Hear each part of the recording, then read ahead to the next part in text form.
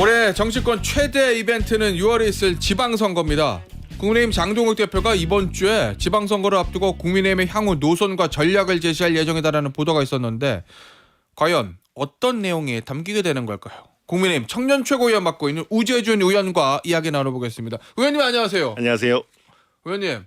예. 저희가 첫 질문에 2026년 새해 정치적 소망이 무엇이냐 이런 거 있는데 제가 그냥 안 물어보려고요. 아 왜요? 지방선거 승리 이거 말씀하실 거잖아요. 아 그러지 않습니다. 그래요? 다른 게 있나요? 네. 어떤 게 제가 있을까요? 올해 1월 1일 날 예. 제가 저희 지역구에 있는 오봉산에 올라서 예. 오봉산에 이제 시민들 소원을 쓰는 그런 이벤트가 있었어요. 오. 그래서 제가 쭉 올라서 다 봤거든요. 예. 다 보고 나서 제가 마지막에 제 소원으로 여기 있는 소원들 다 이루어져라고 제가 적었습니다. 그래서 저는 그래요? 올해 정치적 저의 소망은 예. 우리 국민들 정말 예. 행복하시고 다들 원하시는 소망이 이루어졌으면 좋겠다.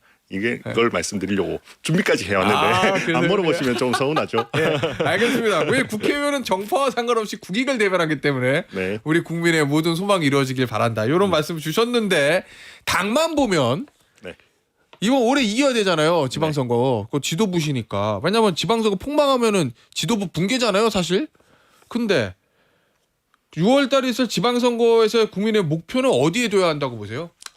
현실적으로는 저희가 현실적으로. 지난번에는 우리가 임기 초에 대통령 임기 초에 좀 유리한 상황에서 지방선거를 치렀고 이번에는 좀 반대가 되겠죠. 예, 그러니까 지난번보다는 조금 불리한 환경에서 지방선거를 치른다라는 점은 고려를 해야 될 겁니다. 그럼에도 예. 불구하고 우리가 아주 주요한 지역들 서울이나 부산 같은 지역은 우리가 사수한다라는 점을 큰 원칙에 둬야 할 걸로 보이고요. 예. 그리고 더 작게는 여러 가지 우리가 목표를 둬야 하는 점들이 많이 있습니다. 예를 들어서 호남 같은 경우에는 예. 15%를 넘을 수 있는가 없는가도 중요합니다. 당선이 쉽지 않더라도. 그렇죠. 예. 그래야 이게 선거비 보전을 받을 수 있고 그러면 계속해서 호남에서도 우리가 정치를 하는 분들이 조금씩 더 힘을 모으고 조금 더 성장해 나갈 수가 있거든요. 예. 거기서 더 나아간다면 기초의원 같은 경우에는 또 중대 선거구제가 있는 곳들이 있기 때문에 예. 그런 곳들에서는 한 명 정도 당선시키고 예. 이런 부분들도 중요한 부분이 될 수 있다고 생각합니다. 그렇게 더 작은 지역들을 더 보면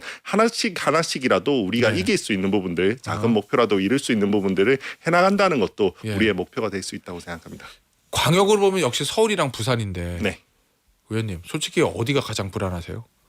어, 왜냐하면 최근에 나온 여론조사 수치가 예.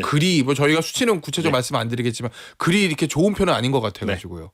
예. 서울이 아무래도 상징성이 가장 크겠죠. 왜냐하면 아. 그래도 서울에는 각종 여론조사에서 우리가 조금 유리한 측면으로 나오는 예. 게 있었는데 최근 여론조사에서는 이게 좀 뒤집히는 경향들이 많이 나오고 있거든요. 그래서 예. 사실 그러면 서울을 뺏긴다라는 건 우리 입장에서는 굉장히 불안할 수 있는 상황이기 때문에 그러면 정말 영남밖에 남지 않는 그런 예. 정당이 될 수가 있잖아요. 그래서 어떻게든 서울을 지켜낸다가 가장 중요한 1차 목표가 될 수 있지 않나 예. 싶습니다. 자, 그런데 서울의 현직 오세훈 서울시장이 사실은 오세훈 시장 그동안 당내 정치에 대해서는 좀 입을 다물고 있었는데 최근에 이제 신년회에서 그동안 기다릴 만큼 기다렸고 참을 만큼 참았다 이렇게 얘기했잖아요. 거기에 대한 장동욱 대표의 기자회견. 지방선거에서 승리를 위해 새 인물들로 파격적인 공천 혁신을 시도하겠다 이렇게 얘기했어요. 요게 오세훈 시장의 기다릴 만큼 기다리고 참을 만큼 참았다에 대한 답변 아니냐. 서울시장 자리도 또 후보 교체할 수 있다는 거 아니냐라는 해석을 하고 있거든요. 언론에서는 어떻게 보세요 이거? 꼭 그렇게만 보지 않으셨으면 좋겠습니다. 예. 원래 공천에 있어서는 우리가 그 지방선거 공천은 수천 명을 공천을 해야 맞아요. 됩니다. 예. 그러면 원론적으로 늘 새로운 인물들을 발굴도 해야 되고 충원도 해서 또 괜찮은 인물들을 국민들 앞에 우리가 소개하는 게 우리 당의 주요 임무이기 때문에 예. 그런 점에서 저는 말씀해 주신 거라고 생각을 하고요. 예. 그리고 그래도 저는 우리 당이 지금 야당이고 조금 아무래도 조금 지지율이 낮게 나오는 만큼 인물을 우리가 수혈하는 게 쉽지는 않을 거라고 생각을 해요. 예. 그러면 기존에 있는 인물들을 괜찮은 인물들을 더 지켜내고 더 보살피고 그 중에서도 또 괜찮은 사람들은 우리가 더 빛내주고 이런 부분도 우리가 열심히 해야 한다고 생각합니다. 그런 측면에서는 좀 오세훈 시장님은 우리가 빛내줘야 될 인물 중에 한 분이라고 생각을 해요. 예. 적어도 서울에서 정말 많은 분들의 인기가 있는 편이라고 저는 생각을 음. 하거든요. 그런 점에 있어서는 다소 조금 오인할 수 있을 만한 행동들, 예. 여러 뭐 당직자들이 뭐 오세훈 시장 공격도 하고 뭐 이러던데 예. 그런 행동은 좀 자제하는 게 필요하죠. 근데 그렇다고 해서 저는 뭐 장동현 대표께서 뭐 새 인물 파격 공천 이게 무슨 서울시장을 뭐 물갈이 하겠다 뭐 그런 유의 이야기는 아니었다라고 생각하고 싶습니다. 거기까지는 아니다. 네. 자, 그런데 말씀을 주셨지만 오늘 아침 이제 조선일보 사설 제목이 이거거든요, 의원님. 갈수록 비정상 모습 국힘 장 대표와 측근들. 뭐 이제 측근들 얘기까지 했습니다. 그게 이제 저 말씀하신 예를 들면 장해찬 여의도연구원 부원장이 뭐 유튜브나 본인 맞습니다. 페이스북에 오 시장에 대해서 좀 험한 말들을 좀 했단 말이에요. 예. 오세훈의 배신, 뭐 뚜껑 열린다 이러면서 오 시장을 공개적으로 저격을 했는데 이 여의도연구원이라고 하면은 선거 공천 때 예. 기본적인 여론조사를 해가지고 기초자료를 만드는 조직인데 거기 부원장이 국민의힘 소속 현역 단체장한테 뭐 배신이다, 뚜껑 열린다 이러면 어쨌든 시장에서는 오 시장 날아가는 거 아니야 이렇게 해석할 수밖에 없는 거잖아요. 그렇죠. 더더욱이나 조심해야 예. 되는 시기라고 생각을 합니다. 지금 같으면 사실 여의도 연구원 부원장 자리는 중요한 자리고 예. 충분히 잘못된 시그널을 줄 수 있는 자리거든요. 특히나 그리고 처음 아까 전에도 제가 말씀드렸지만 지금 지방선거 후보자가 가장 중요한 자산이고 예. 우리한테는 가장 아껴야 되는 사람들입니다. 물론 뭐 서울시장 후보군을 무조건 오세훈 시장님으로 지금 확정한다는 것도 아니고 여러 사람이 경쟁할 수도 있겠죠. 뭐, 그래도 예. 모든 한 사람 한 사람을 우리는 좀 소중히 여기는 태도로 예. 임할 필요가 있습니다. 그 점에 있어서는 몇몇 당직자들이 그렇게 조금 오세훈 시장님의 비판을 했는데요. 그것도 좀 원색적인 비판들을 많이 했는데요. 예. 이 점은 매우 잘못된 행동이라고 저는 생각하고 있습니다. 알겠습니다. 어쨌든 선거를 이겨야 될 거고 국민의힘 입장에서 네. 그 목표는 뭐 국민의힘 구성원들 다 공유하시는 걸 때 장동욱 대표가 쇄신안 발표한다거든요 이번 주에. 네. 뭐 이르면 8일 얘기도 하던데 나옵니까? 뭐 제가 별도로 쇄신안에 대해서 들은 건 없습니다. 다만 네. 최근에 장동혁 대표께서 뭐 여러분들을 만나면서 이야기를 많이 들으셨어요. 예. 뭐 좀 젊은 초선 의원들 이야기도 많이 들으시고 예. 그다음에 원로분들 이야기도 들으시고 얼마 전에 뭐 전임 대통령 분들도 찾아뵙고 또 이야기도 들으시고 하는 예. 걸 워낙 많은 이야기를 들으셨으니까 예. 그러면 아마 그런 점들을 좀 종합해서 정말 우리 당이 나아가야 될 방향 좀 쇄신해야 될 방향 이런 부분들을 말씀해 주시지 않을까라고 생각합니다. 의원님, 네. 의원님 지도부시잖아요. 네. 그러면 이런 내용들이 사실 굉장히 제일 중요한 내용이잖아요. 이제 지방선거를 앞두고 그런 부분에 대한 쇄신안 어떤 내용을 담을지 이런 거를 지도부에서 공유가 전혀 안 되는 건가요? 뭐 다 되고 있다고 보긴 어려운 측면이 있겠죠. 또 뭐 가끔은 저희가 그래도 그 최고위 회의 전에 비공개 때 또 이야기를 하고 하는데 예. 또 각자가 또 역할이 있고 맡은 바가 있고 하고 하다 보니까 모든 점을 이야기되거나 그렇지는 않습니다. 그러면 장동욱 대표가 본인 가까운 의원이나 또는 뭐 외부에 자문하는 분들도 있을 수 있겠죠. 그 얘기 듣고 본인이 결정해서 자 최고위에서 우리 이렇게 갑니다 하고 통보하고 끝인 거예요? 뭐 통보만 하고 끝이라기보다는 그래도 뭐 이야기하고 나중에 최종적 결정 전에는 저희랑 상의를 좀 하시겠지만 뭐 사전에 뭐 이렇게 대화가 아주 많이 이루어진다고 보기는 좀 어렵지 그래요? 않나라는 생각합니다. 아니 이제 언론에서 그리고 이제 저 주말에 보니까 김무성 전 대표도 방송 나와서 그 얘기를 하시던데 외연 확장, 윤석열 전 대통령과의 절연, 그다음에 외연 확장, 당내 통합 이런 얘기들을 많이 하잖아요. 언론과 그 정치 원로분들은 김무성 전 대표도 그렇게 얘기를 하셨고 그런데 지금 보면 언론의 해석은 자강론을 고집하지 않겠느냐 이렇게 지금 해석들을 해요. 어떻게 보세요? 저도 저는 좀 그 말에 동의를 좀 합니다. 외연 확장, 그다음에 예. 통합 이런 부분에 동의를 합니다. 그런 측면에서는 너무 자강론 쪽으로 가지 않았으면 좋겠다라는 생각은 있습니다. 그럼에도 불구하고 뭐 그런 쪽으로 선택하실 가능성도 뭐 배제할 수는 없겠죠. 가능성이 배제할 수는 있다. 없겠죠. 예. 하지만 그래도 저는 뭐 안에서는 또 왜냐하면 대표님 혼자 결정하시기보다는 또 함께 논의를 하니까 그 예. 과정 안에서는 또 통합이 중요하고 외연 확장이 중요하다는 점을 설득을 좀 많이 할 예정입니다. 의원님은 그 설득을 하실 것 같은데 장동혁 대표는 자강론을 선택할 수도 있을 거다 이런 말씀이신 거잖아요. 그렇죠. 그래요? 근데 제가 이거를 뭐 너무 단정하거나 또는 마치 뭐 대표님이 이미 그 점에 무조건 결정했다 이렇게 매도하고 싶지는 않아요. 대표님도 여러 가지 우리 당이 나아가야 될 방향에 대해서 고민을 많이 하시는 분인데 여러 가지 이야기를 많이 듣고 있는 상황으로 알고 있고요. 그 중에는 이제 자강론을 외치는 분들이 있으니까 그것도 하나의 옵션으로 두고 있을 수는 있다는 점 정도 말씀드리고 싶습니다. 장동욱 대표 이 얘기도 했어요, 의원님. 당내 통합의 걸림돌 먼저 제거. 이 걸림돌에 대해서 언론에서는 한동훈 전 대표 겨냥한 거 아니냐라고 해석을 하던데 의원님도 이렇게 해석하세요?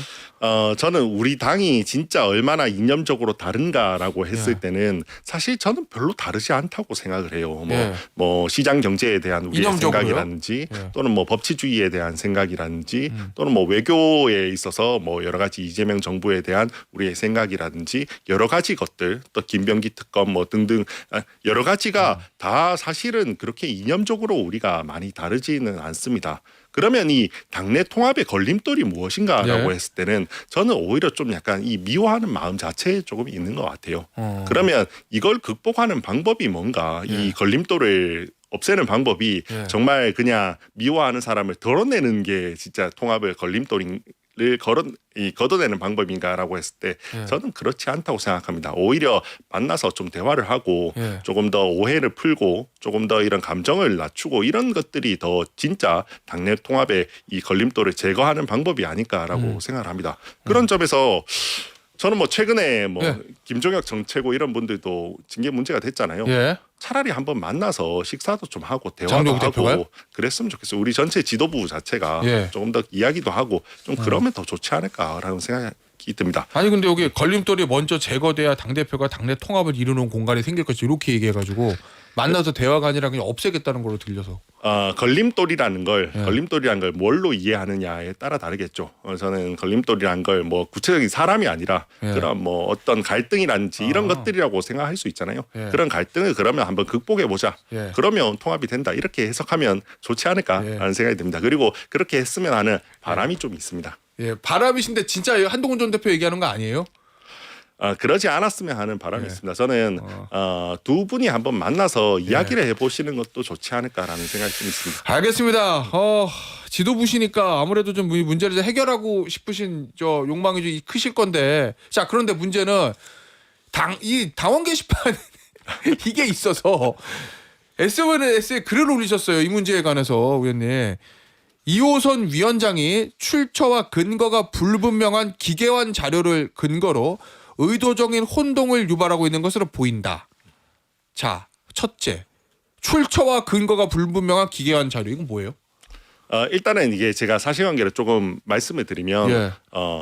그런 거죠. 이제 한동훈 대표의 가족이 뭐 사설 칼럼 같은 뭐 비판적인 사설 칼럼 같은 것들을 당원 게시판에 올렸던 거죠. 예. 그리고 한동훈 대표는 당원 게시판에 가입도 안 했고 안 했죠.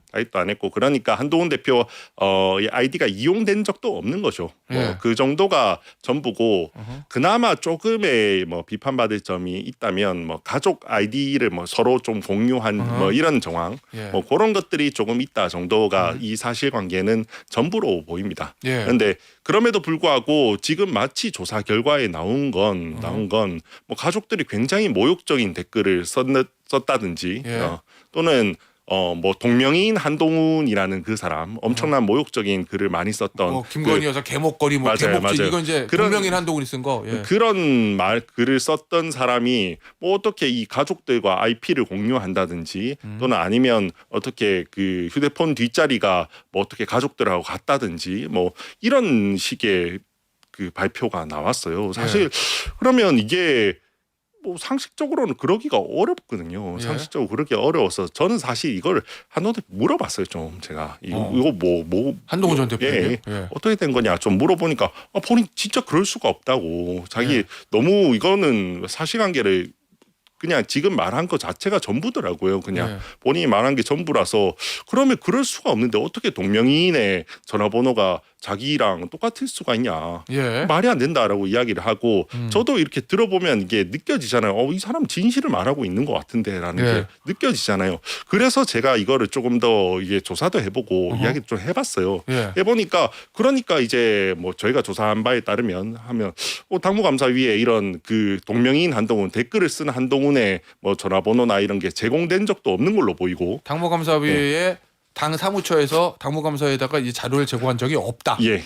그리고 보면 뭐 어떻게 그 이호선 위원장도 이게 당무감사위에 공식적인 브리핑으로 이게 나오는 게 아니라 자기 개인 블로그. 블로그에 이렇게 막 글을 쓰고 예. 뭐 이런 것들을 보면서 이 자료의 신빙성이나 이런 것들이 굉장히 의심할 수밖에 없는 상황이 되더라고요. 그러니까 사실 그 자체로 보면 굉장히 기적에 가까운 거예요. 이게 그 동명이인 한동훈인데 이름도 같은데 전화번호가 어떻게 우연히 일치한다? 사실 기적에 가까운 예. 그런 일인데 거기에 대해서 자료나 이런 것들도 어떻게 확보한지도 모르고 제공도 안 됐고 이 사람이 그러면 그게 그러면 믿을 수 있는 자료인가라는 부분에 대해서는 의심할 수밖에 없는 측면이 예. 있죠. 근데 이 자료들을 자세히 보면 의도적으로 혼동을 유도했다라고 보이는 측면이 있는 게 예. 자료들을 하나씩 보면 그냥 전혀 관계없는 자료들을 조금씩 나열한 측면이 있어요. 예를 들어서 동명이인 한동훈이라는 사람이 굉장히 모욕적인 댓글을 썼다. 예. 그리고 한동훈 대표는 자기 가족들과 그 휴대폰 뒷자리가 릴카 같다. 예. 이 두 가지 사실을 그냥 나열하면 어. 마치 동명이인 한동훈이 한동훈 대표의 가족들과 휴대폰 번호를 공유하는 것처럼 돼 있는데 해석이 되는데 앞문장 예. 뒷문장 섞어서. 예. 예. 근데 그 두 가지는 그냥 아무런 관련 없는 사실이거든요. 근데 예. 그런 것들을 막 섞어서 이렇게 막 해놨어요. 막 섞어서 이렇게 자료가 발표돼 있어서 예. 이거는 명백히 좀 의도적으로 혼동을 유도한 측면이 있지 않나 싶어서 굉장히 잘못된 행동이라고 생각하고 있습니다. 우재준 의원이 의심하기로는 이호선 위원장이 어디서 근거가 불분명한 자료를 받아왔다고 의심하고 계십니까? 당에서 공식적으로 준 건 아니잖아요. 예. 이게 뭐 외부에 뭐 인터넷에 돌아다니는 이런 네. 자료를 썼을 수도 있고요. 네. 썼을 수도 있고 그거 못지않게 지금을 봤을 땐 제가 말씀드린 것처럼 몇 가지 조각난 정보들을 예. 뭐 이상하게 조합시켜 놓은 측면들이 있습니다. 그래요? 예. 의도적으로? 예. 예. 그 전에 말씀드린 것처럼 한동훈 대표의 예. 가족들의 전화번호가 예. 같다. 예. 이거랑 그냥 동명이인 한동훈이라는 사람이 그냥 예. 어떻게 악성 댓글을 썼다. 이 두 가지를 그냥 조합해서 마치 그렇게 해석되도록 오인을 유도한 측면이 있는 것 같습니다. 동명이인 한동훈이 썼다는 그 다른 정치인에 대한 안 좋은 얘기들 그것도 장인 이름으로 바꿔서 발표한 거죠 이번에? 맞습니다. 그렇게 보고 있죠. 왜냐하면 그거를 알겠습니다. 네. 예, 여기서 마무리하도록 하겠습니다. 국민의힘의 우재준 청년 최고위원이었습니다. 의원 감사합니다.